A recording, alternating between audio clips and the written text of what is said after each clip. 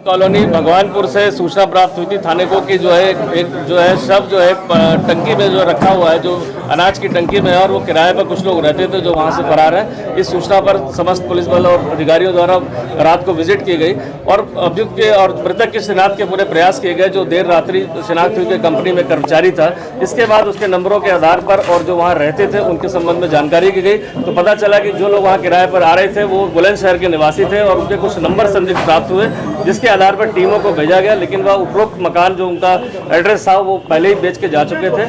अभियुक्तों के संबंध में अलग अलग टीमें भेजी गई तो जयपुर और दिल्ली और ग्रेटर नोएडा में पता चला कि उनका मूवमेंट पाया गया था। समझ जानकारी के बाद जब अभियुक्तों को गिरफ्तार किया गया तो उनसे पूछताछ में आया कि करीब 2.5-3 लाख रुपए जो अभियुक्तों ने जो है मृतक जो है लिए थे उससे, उसको वापस ना करना था। जब वो घर पे आके लगातार मांग रहा था, एक राय होकर इसमें उसकी हत्या कर दी गई। हत्या करने के बाद उसके शव को जो है टंकी में छिपा दिया गया, कंटेनर में छिपा दिया गया, जिससे कि अगले दिन जब वो यहाँ से जाएं कब्र छोड़कर तो उसको कहीं ना कहीं बॉडी को आगे डिस्पोज कर दें जिससे पता ना चले।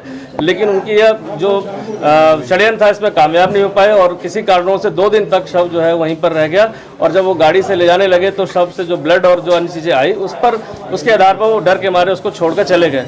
तो इसके बाद पूछताछ में सब चीज़ें आई कि पैसे वापस ना करने पड़े जो विक्टिम से लिए गए थे, जो मृतक था, इस कारण से एक राय होकर मारा गया। इसमें 3 लोग इसमें जो 4 लोग की गिरफ्तारी हुई, इसमें 3 लोग जो नौशाद, आज़ाद और उसकी मदर है गुलशन है, साथ ही उसका एक छोटा भाई भी है जो नाबालिग है, इस कारण से उसका नाम नहीं बताया जा रहा है।